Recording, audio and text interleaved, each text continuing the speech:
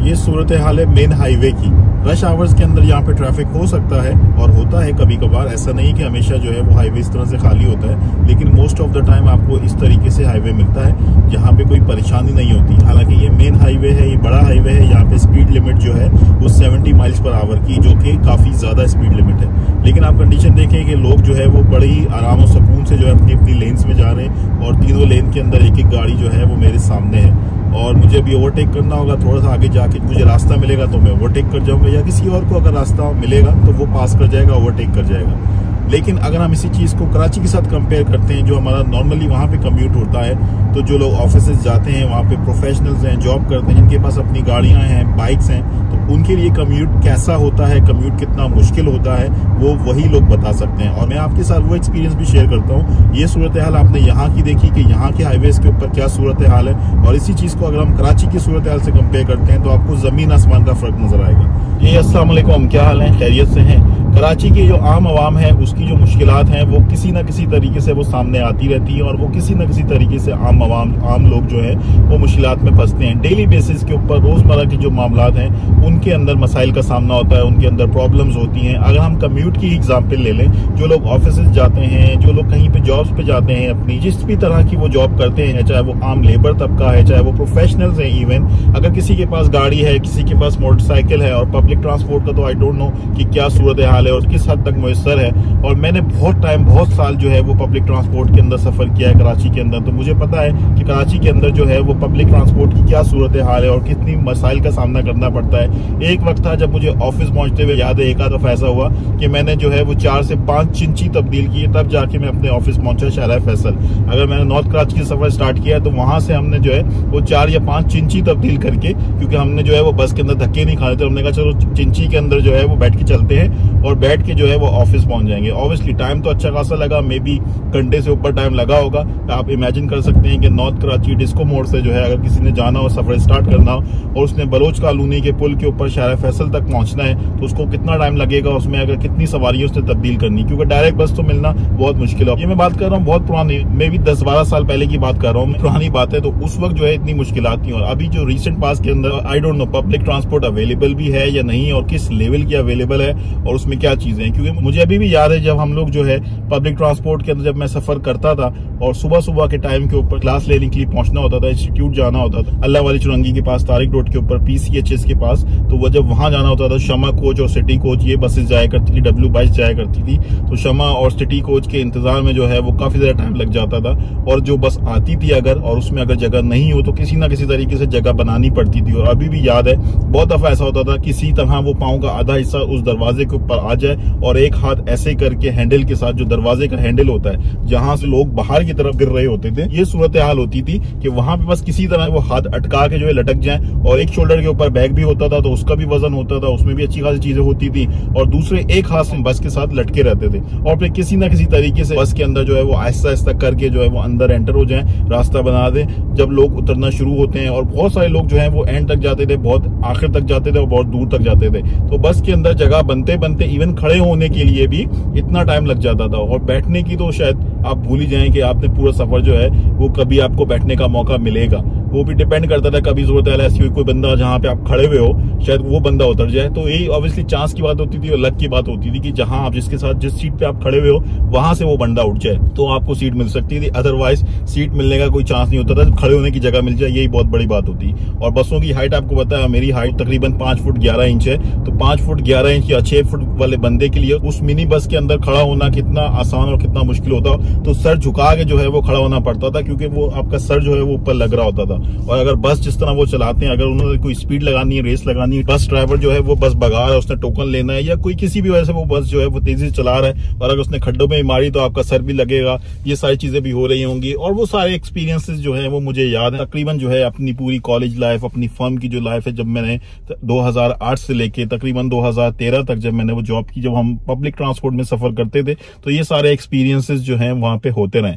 तो उस ट्रांसपोर्ट को, उस कम्यूट को जो हमने वो एक्सपीरियंस किया है, ऑब्वियसली उससे इंसान बहुत कुछ सीखता है। बहुत सारी चीजों के हवाले से इंसान की जिंदगी पे कुछ मुस्बत असरात भी होते हैं, कुछ नेगेटिव इंपैक्ट्स भी होते हैं। इंसान टफनेस का आदी होता है, इंसान को जिंदगी में शायद और मुश्किलात जो है वो बहुत ज्यादा मुश्किलात नहीं लगती। जब यहाँ पे आके वो आसानियां देखते हैं, वो कंफर्ट देखते हैं, वो कन्वीनियंस देखते हैं, तो फील होता है कि यार जमीन आसमान का फर्क है कि किस तरीके से लोग वहां पे रोजमर्रा की लाइफ गुजार रहे हैं, किस तरीके से वो रोजमर्रा कम्यूट तक पहुंचते हैं। इवन आफ्टर पब्लिक ट्रांसपोर्ट भी जब गाड़ी भी आ गई, तो गाड़ी के अंदर भी जो आप ड्राइविंग कर रहे होते हो और जिस तरीके का ट्रैफिक होता है कराची के अंदर, जिस तरीके का ट्रैफिक आपको झेलना पड़ता है कि कोई भी रूल्स एंड रेगुलेशन को फॉलो नहीं कर रहा, कोई लेन्स नहीं है रोड के ऊपर, मोटरसाइकिल वाले, रक्शे वाले खासकर किस तरीके से जो है वो लेन्स को चेंज करते हैं। बल्कि लेन्स क्या होती हैं, वो कभी भी सामने आ सकते हैं, कहीं से भी कोई सामने आ सकता है, कोई भी आ सकता है, आसपास आगे पीछे आपको हर तरीके से जो है वो नजर रखनी होती है। तो इवन पब्लिक ट्रांसपोर्ट के बाद भी जो गाड़ी वाला एक्सपीरियंस है, वो भी अभी भी जब मैं जाता हूँ, अभी भी जाऊंगा तो इंशाल्लाह जब गाड़ी ड्राइव करूंगा और जब गाड़ी ड्राइव करता हूँ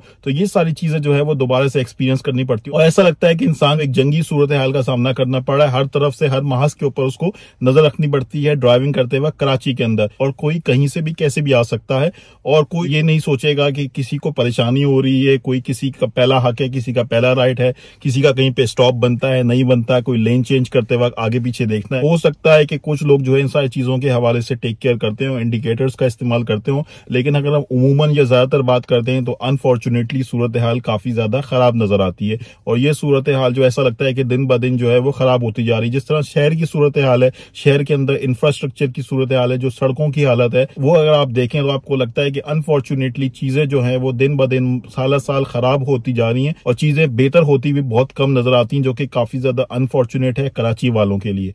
ये सारी चीजें मैंने बहुत ज्यादा एक्सपीरियंस की हैं और अभी भी जाते हैं तो डेफिनेटली इन सारी चीजों को फेस करना पड़ता है, इन सारे चैलेंजेस का सामना करना पड़ता है। और ऑब्वियसली जब आप किसी अच्छी जगह के ऊपर रहते हो, किसी अच्छे इंफ्रास्ट्रक्चर के यूज्ड टू हो जाते हो, जब आप पुरानी अपनी उसी सूरत हाल में जाते हो तो तकलीफ और परेशानी का जो सामना है वो ज्यादा होता है, वो चीज ज्यादा फील होती है। इंसान जो आसाइशों का आदी हो जाता है, जो बाहर एक अच्छी चीजों को, अच्छी रिसोर्सेज को एक्सपीरियंस कर चुका होता है और उसको वहां पे वो बेसिक फैसिलिटीज के तौर पे, बेसिक रिसोर्सेज के तौर पे वो चीजें उसको वहां पे फैसिलिटीज मुयस्सर होती हैं, तो जब खराब सूरत हाल के अंदर वापस जाता है तो उसको जो परेशानी है वो ज्यादा होती है, उसको वो चीज ज्यादा फील हो रही होती है। और यही सिचुएशन मेरे साथ भी होती है। लेकिन उसके साथ साथ अफसोस और दुख भी होता है कि हम जो है वो किन किन तरह के बेसिक इश्यूज का सामना कर रहे हैं। ये चीजें तो बेसिक होनी चाहिए, ये चीजें तो आमतौर पर अवेलेबल होनी चाहिए, लेकिन अनफॉर्चुनेटली लोग उसके लिए स्ट्रगल कर रहे हैं। पानी के हवाले से मसले मसाइल होते हैं, नहाने के लिए, धोने के लिए, पीने के लिए अलग अलग किस्म का पानी होता है। मैं इसको एक्सपीरियंस करता हूं और करता रहा हूं। पानी की कमी है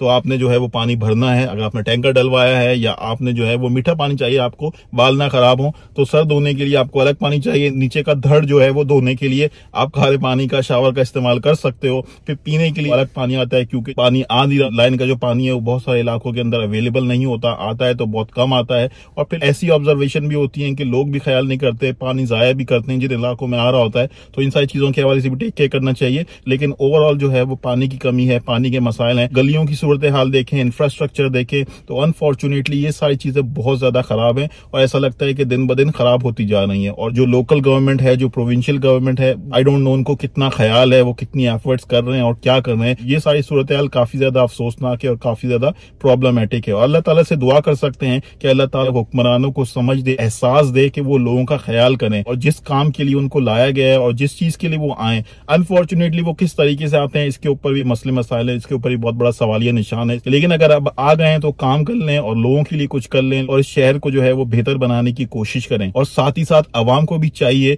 जो भी उनके बस में है, जिस तरीके से भी वो चीजों के हवाले से ख्याल कर सकते हैं, चीजों को बेहतर तरीके से मेंटेन कर सकते हैं। अगर कोई पब्लिक प्रॉपर्टी है तो उसका ख्याल करें, अपने गली मोहल्लों के अंदर चीजों को खराब ना करें, उनका ख्याल करें। कचरा जो है वो जगह जगह ना फेंकें, अगर कचरे की कोई डेडिकेटेड प्लेस है तो वहां पे कचरा डंप करें। और अगर गली मोहल्ले के अंदर कचरे वाले आते हैं तो उनको कचरा दें। थोड़े से पैसे बचाने के लिए कचरा इधर उधर जाके डंप ना करें, बिजली चोरी ना करें, कुंडे ना लगाएं। और जहां पे भी जिस लेवल के ऊपर भी जो भी उनके बस में चीजों को बेहतर करने की एफर्ट कर सकते हैं वो एफर्ट करें। ट्रैफिक के कवानीन की खिलाफ वर्जी ना करें, किसी का हक नहीं मारें, किसी के साथ ज्यादती नहीं करें और मैनर्स के साथ रोड के ऊपर सिविक सेंस के साथ बिहेव करें, एक दूसरे का ख्याल करें। जो छोटे सर्विस प्रोवाइडर हैं वो अपने लेवल के ऊपर ईमानदारी के साथ, कमिटमेंट के साथ सर्विसेज प्रोवाइड करें। इसी तरीके से जो है वो वो चीजें बेहतर होंगी। अगर हम इंडिविजुअल लेवल पे कोशिश करेंगे तो चीजें किसी ना किसी लेवल तक बेहतर हो सकती हैं। और ऑब्वियसली जो गवर्नमेंट के अंदर हैं, जो कर्ता धर्ता हैं, जो मैनेजमेंट में हैं, उनको बहुत ज्यादा एहसास करने की जरूरत है, उनको लोगों का ख्याल करने की जरूरत है। इस शहर को बेहतर करना चाहते हैं